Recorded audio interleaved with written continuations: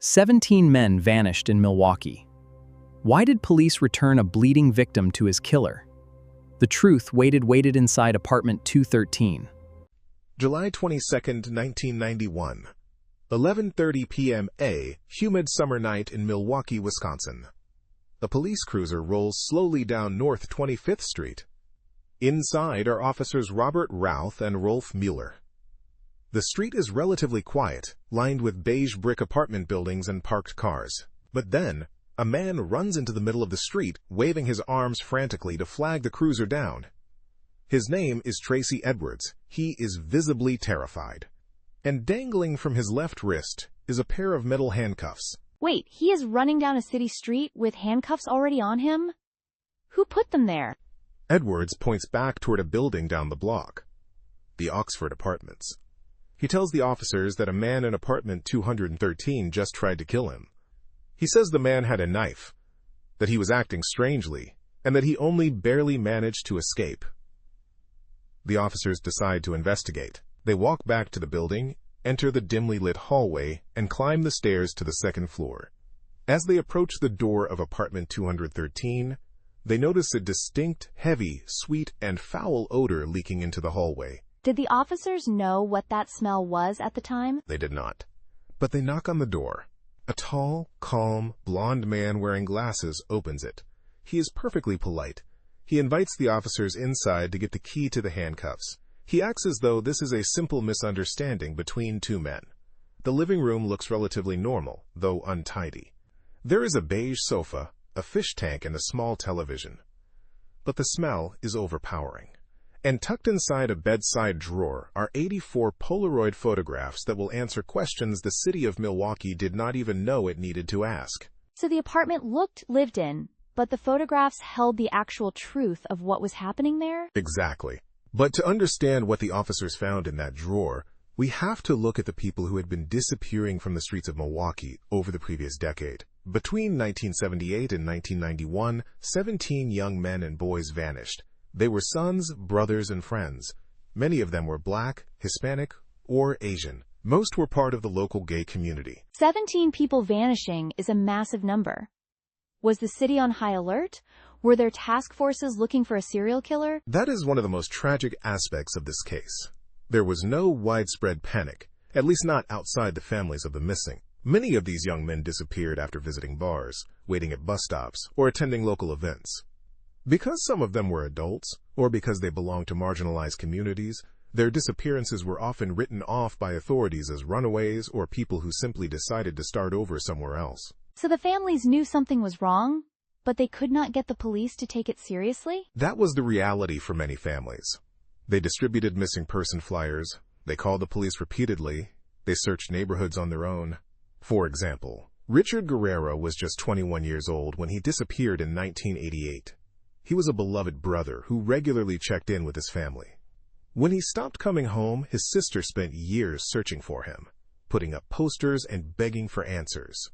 Anthony Sears was 24, a hard-working baker who disappeared in 1989. These were people deeply anchored in their families. And yet the official narrative was just that they moved away without telling anyone? The official response was largely silence. The community felt a growing dread, a sense that someone was preying on them. But the police department did not connect the dots. The predator operating in Milwaukee relied on this blind spot. He sought out men at gay bars in the city, offering them money to come back to his apartment for a few drinks and to take some photographs. How did he manage to do this in an apartment building full of other people? Did no one hear anything or smell anything before that final night? Neighbors did complain. The woman living in the apartment next door, Pamela Bass, frequently noticed a terrible odor. The man told her his freezer had broken and the meat inside had spoiled. Other neighbors heard occasional thuds, or the sound of an electric saw, but he always had an excuse. He was building shelves, or working on a hobby. The man was Jeffrey Dahmer. He was quiet, unassuming, and worked at a local chocolate factory. He did not fit the cinematic profile of a criminal mastermind. He drove a modest car and lived in an ordinary building. When he brought victims home, his method was terrifyingly simple. He would slip sleeping pills into their drinks. Once they were unconscious, the violence began. Wait, he was almost caught earlier, right? There was an incident before the final arrest? Yes. And this is a moment that forever scarred the city of Milwaukee. It happened 2 months before he was finally caught. It was the early hours of May 27, 1991. Two young women were walking down the street near Dahmer's apartment building. They saw a boy wandering in the alley. He was naked, bleeding, and heavily disoriented. He could not speak coherently. The women immediately called 911. Okay, so the police arrive, and they have a bleeding, naked, drugged victim. What happened? 3 police officers arrived. Officers John Balserzak, Joseph Gabrish, and Richard Weiner. As they were trying to figure out what was happening, Jeffrey Dahmer walked up to them. He was perfectly calm. He told the officers that the boy was actually a 19-year-old adult named John, and that they were in a romantic relationship. Dahmer claimed it was just a lover's quarrel, and that his boyfriend had had too much to drink. Are you saying the officers just took his word for it? The boy was bleeding in an alley. The civilian witnesses protested. They told the officers the boy was clearly a child and that he needed medical attention. They begged the officers to help him, but the officers listened to Dahmer. They believed his polite, calm demeanor over the concerns of the women. Dahmer told them the boy's clothes were back in his apartment. So incredibly, the officers escorted Dahmer and the boy back inside apartment 213. They went inside the apartment? The exact place where he was killing people? They walked right in. They noted a strange smell, which Dahmer again blamed on a broken refrigerator. The officers ran Dahmer's name through their system. They found out he had a prior conviction for sexually assaulting a minor. But even with that information, they did not check the rest of the apartment. They did not check the bedroom. They left the boy there, with Dahmer, and walked out. That is not just a missed clue. That is handing a victim back to a predator. It was a catastrophic investigative failure. The boy was Konarak Synthesymphone. He was 14 years old. And shortly after the officers left, Dahmer murdered him. The timeline of this case hinges on that night. If the officers had looked in the other room, they would have found the remains of another victim. They would have stopped the murders of 4 more men who died between May and July of 1991. So the police literally stood inside the crime scene and then walked away, leaving him to kill 4 more times? That is exactly what happened. Which brings us back to July 22, 1991. When officers Routh and Mueller stepped into apartment 213 with Tracy Edwards, they did what the previous officers had failed to do. They looked around. One officer opened a bedside drawer and found the 84 Polaroid photographs. They were pictures of dismembered human bodies. The officer looked up at his partner and said, "These are real." They tackled Dahmer to the ground and handcuffed him. So the photographs were the undeniable proof they needed to make the arrest. What happened once crime scene investigators arrived? The apartment became one of the most complex and disturbing crime scenes in American forensic history. Investigators found a blue 57-gallon drum emitting a chemical odor. Inside, they found remains dissolving in acid. In the refrigerator and freezer, they found human heads and organs. They found skulls in a closet. The medical examiner, Dr. Jeffrey Jensen, faced an unprecedented forensic challenge. Because the bodies were so dismantled? How do you even begin to legally identify victims in a situation like that? It required a monumental effort. Investigators had to rely on dental records, skeletal analysis, and the newly emerging science of DNA testing. They also had to carefully cross-reference the physical evidence in the apartment with years of missing person reports. But the investigation took an unexpected turn in the interrogation room.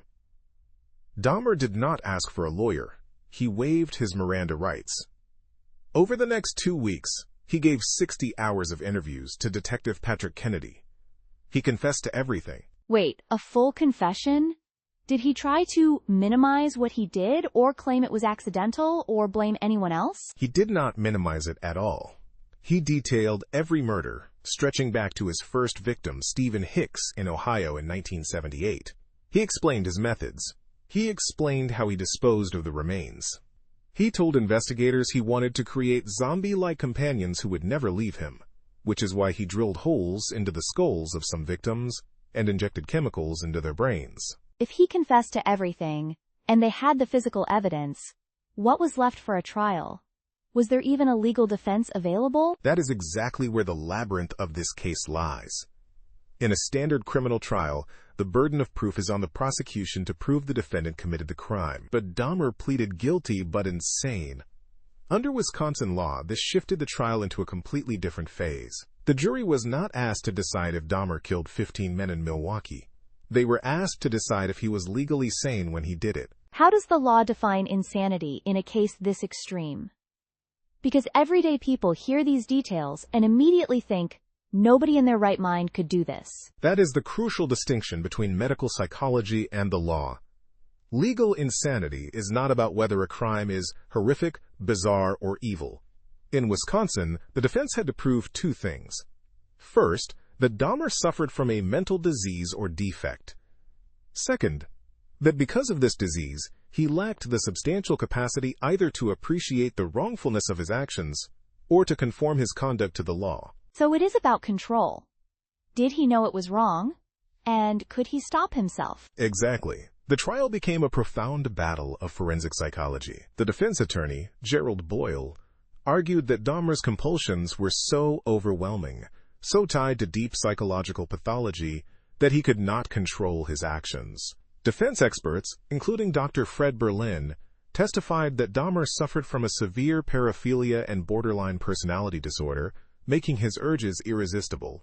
They argued his condition was a recognized mental disease that destroyed his capacity to conform his conduct to the law. But how could the prosecution counter that? He was keeping human remains in his kitchen. That is not rational behavior. Prosecutor E. Michael McCann built his case entirely on evidence of premeditation and control. He argued that Dahmer was a meticulous, calculating predator, not an out-of-control madman. Prosecution experts, like forensic psychiatrist Dr. Park Dietz, testified that Dahmer's actions showed a high degree of organization. McCann pointed out that Dahmer went to bars, selected specific victims, and lured them away from crowds. He bought chemicals and a massive barrel specifically to dispose of evidence. So the planning itself proved he was in control? Yes. The state argued that someone acting on an irresistible impulse does not buy a 57-gallon drum in advance.